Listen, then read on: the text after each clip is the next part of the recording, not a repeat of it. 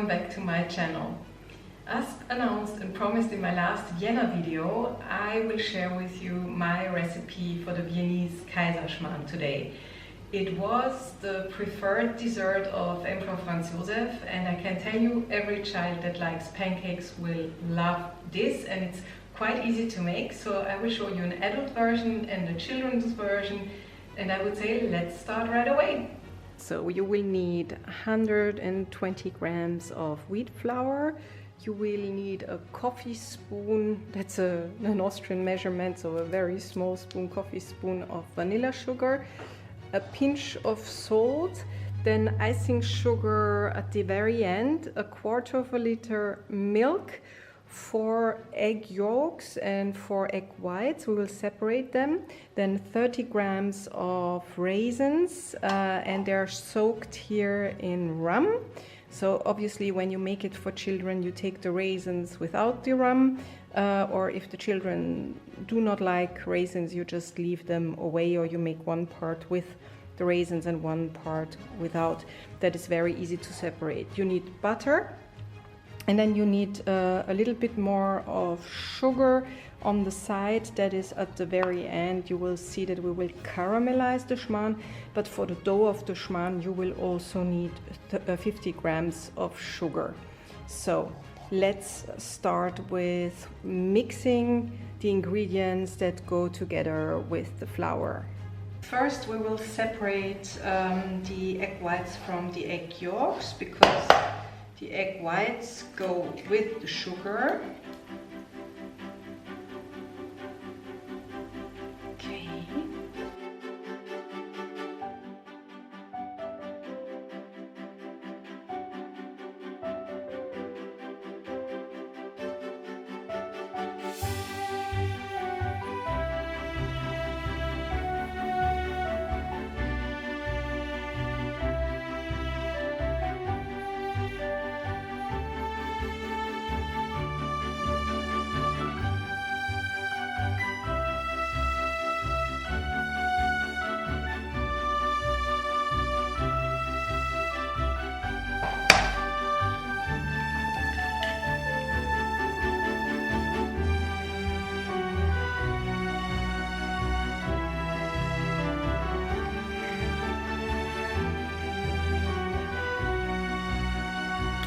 Now we will also add the vanilla sugar.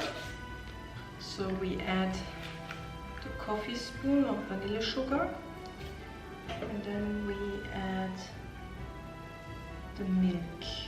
And then we have to mix it. First I do it by hand, really slowly, and I don't add all of the milk at once.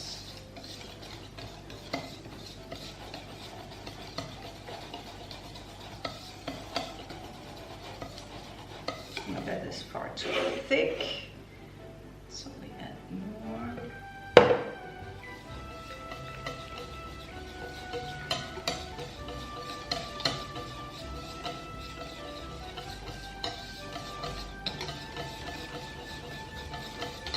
I think it's enough to do it by hand. You don't really need the mixer, but later on, then when we will mix the egg whites with the sugar, obviously we will need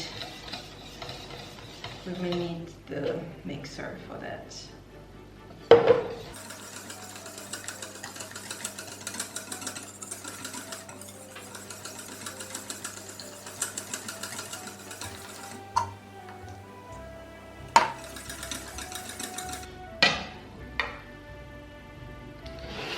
So we will leave that on the side. So now here we have the 4 egg whites and 50 grams of sugar. We will add a pinch, I take my little spoon of salt. We add it and we will beat this.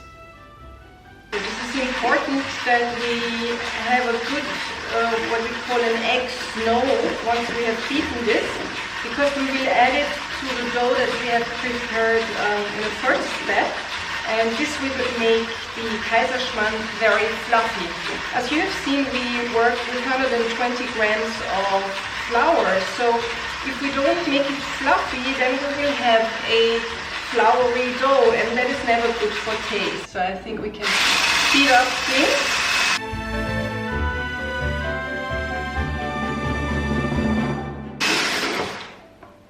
So look at the consistency of this snow, isn't that great? So this is what we need to work on. So while we prepare the dough, we put a little bit of butter in a flat pan, in a coated pan. That would be quite important. Be careful that you put the heat not too high. I would put it on medium level so that the butter doesn't burn. On 4 or 5 out of 9 I have here on my stove. So, and then we let the butter melt. So now we just mix this basic dough again to make sure that there are no clumps or anything. So that's really a nice consistency as you see here. And we add slowly the beaten egg whites. And then we don't turn it around, we lift it.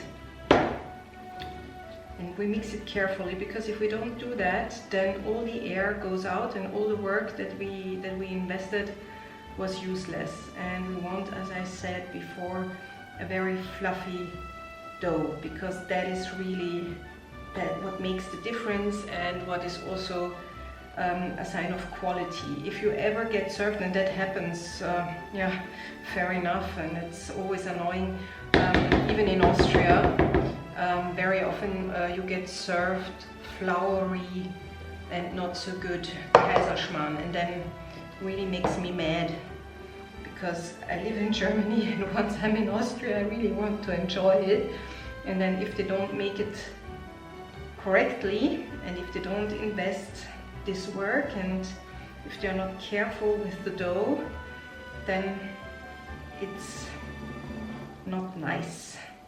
And it's completely different in quality and in taste.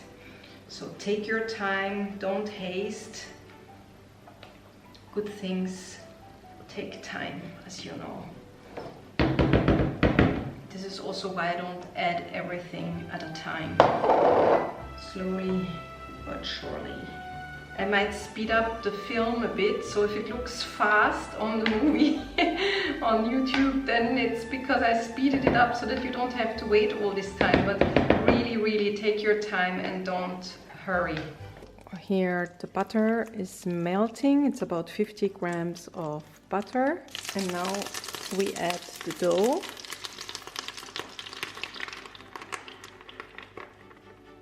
Look at this fluffy consistency. Now you let it bake.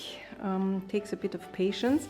You might think, why is such an easy or cheap dish the favorite, or was it the favorite of an emperor? And the story says, or the story goes, that it was an accident. While he was hunting, his butler somehow served him something or wanted to make something else, like a pancake, and something went wrong. So now, once you can see it's a bit brown on the side, so from below it's probably already brownish, and we will take the raisins out of the rum and distribute them evenly in the dough.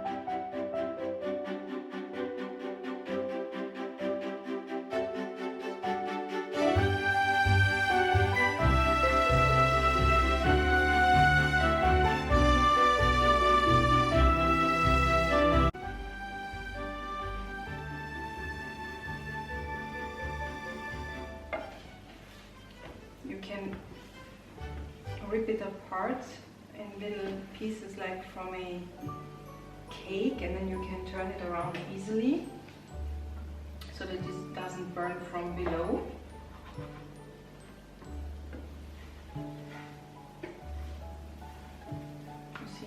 some parts it's already a bit darker, so don't wait too long.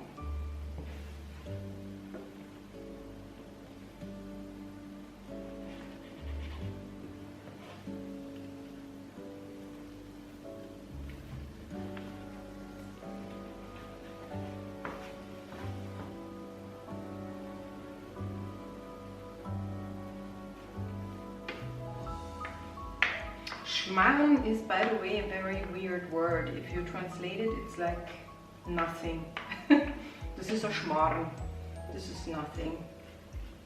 Or it's nonsense. You can also say this is Schmarrn. That's nonsense. So it's the emperor's nonsense. The emperor's nothing or the emperor's nonsense. But it's really not, you cannot really translate it literally. Austrian has some weird expressions. Well, also in Bavaria they use the word Schmarrn. And that, by the way, there are also some savory Schmarrns in the Austrian kitchen, but honestly, we rather eat the sweet ones.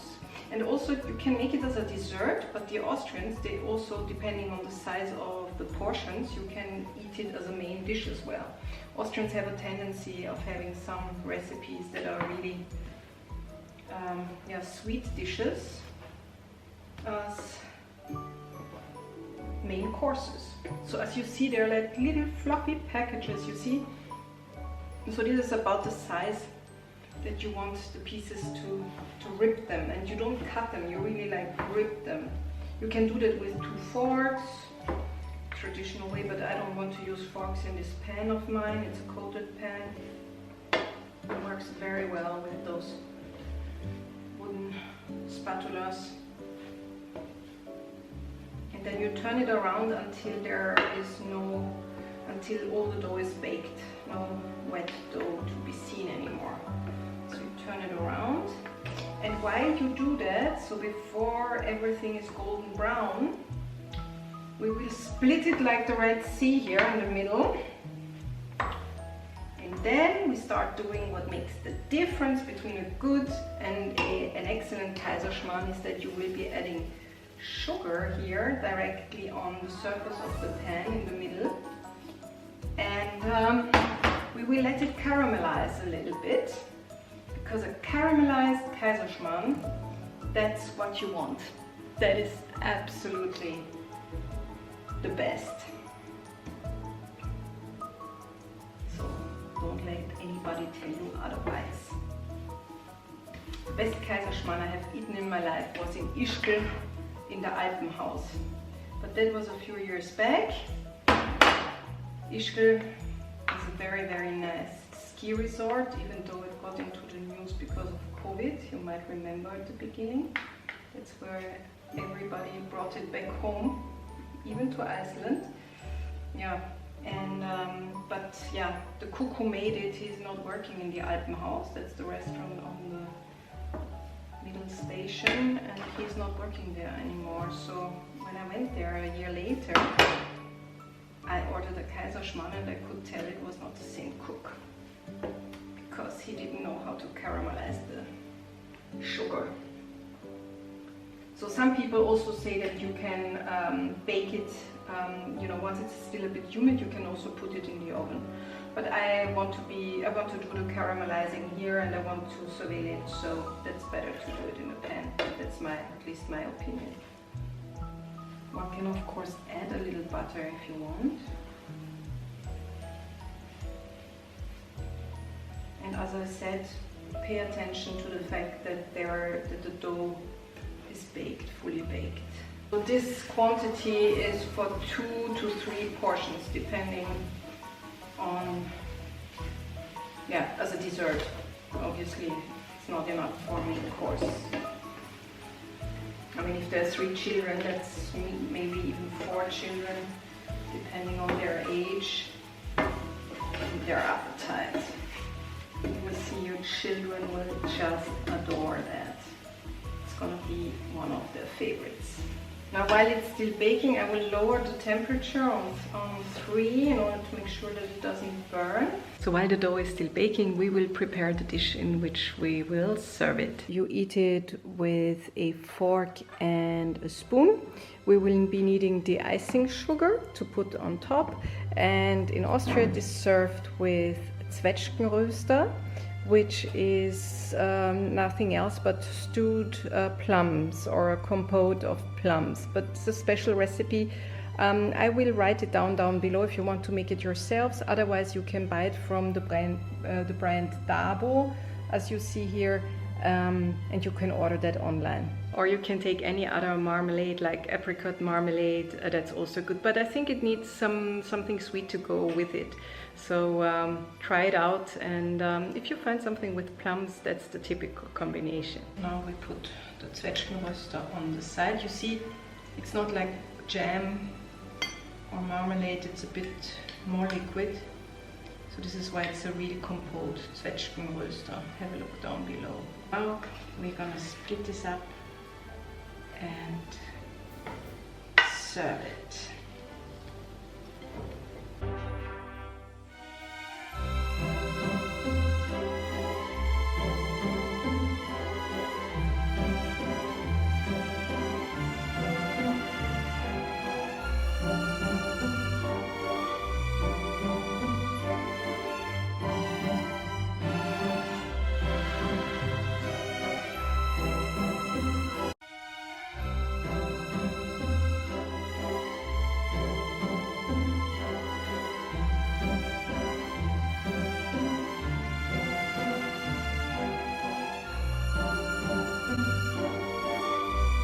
I hope you enjoyed this recipe. I hope you like it. Write me once you have cooked it and tell me if your family loved it, especially the kids. And if you want me to prepare any other Austrian recipe, like for example Apfelstrudel or Palatschinken, which are Austrian crepes, then please let me know and I'll be glad to do so. See you next time. Auf Wiedersehen und bis bald.